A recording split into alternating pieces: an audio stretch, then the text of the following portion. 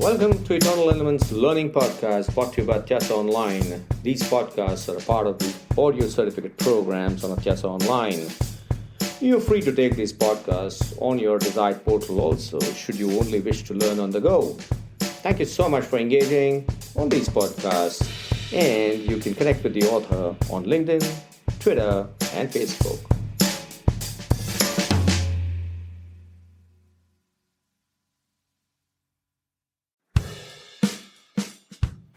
Hi, this is Niket Karajagi from Eternal Elements, brought to you by Tiasa Online.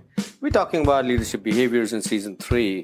I'm going to talk about how do you empower your teams to achieve stretch goals. All teams have been designed to be high-performance teams. However, they, over a period of time, start becoming teams which are normed and therefore they don't perform. So what happens? So when the team commences its work, it's in the phase which is a forming phase. And in the forming phase, people are getting to know each other, the work designs are being worked about. And then once that settles down, the work design settles down, then obviously the conflicts arise, and then the conflicts can become creative conflicts where you take the team to the next level. However, that's where the problem starts.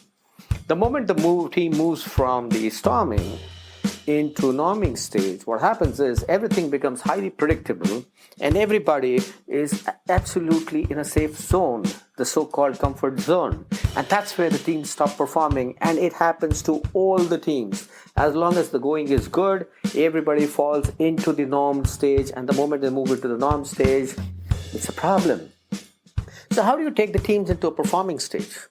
The only way to take teams in a performing stage is, number one, you set absolutely clear outcomes to the team, and those outcomes must have a challenge associated with it.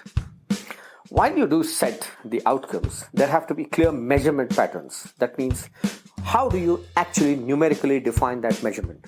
Unless you do that, the outcome is not very specific. There are always workarounds.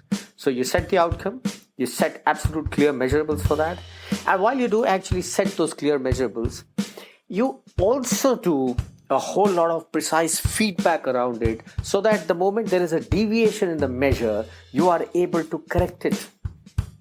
So you define the outcomes, you define the measurements, and in order to keep the team at course, you also define a process of feedback. And in a feedback, what happens is you're telling the team if things are going wrong, but feed forward is more important, because what happens in feed forward is you are preempting where the team could go wrong, and you are actually giving inputs which are developmental inputs to the team. While all this has been done, it's also very important that you give the requisite skills and competencies to the team, because without the functional skill sets and without the behavioral competencies, the teams cannot succeed.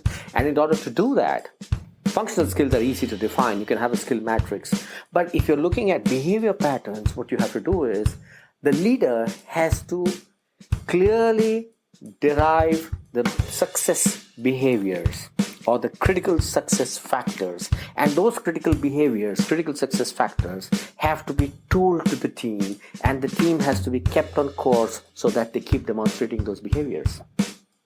Now, how do you build those behaviors? That's something that we're going to look at in the next podcast, as to how you develop people so that they're able to demonstrate those behaviors.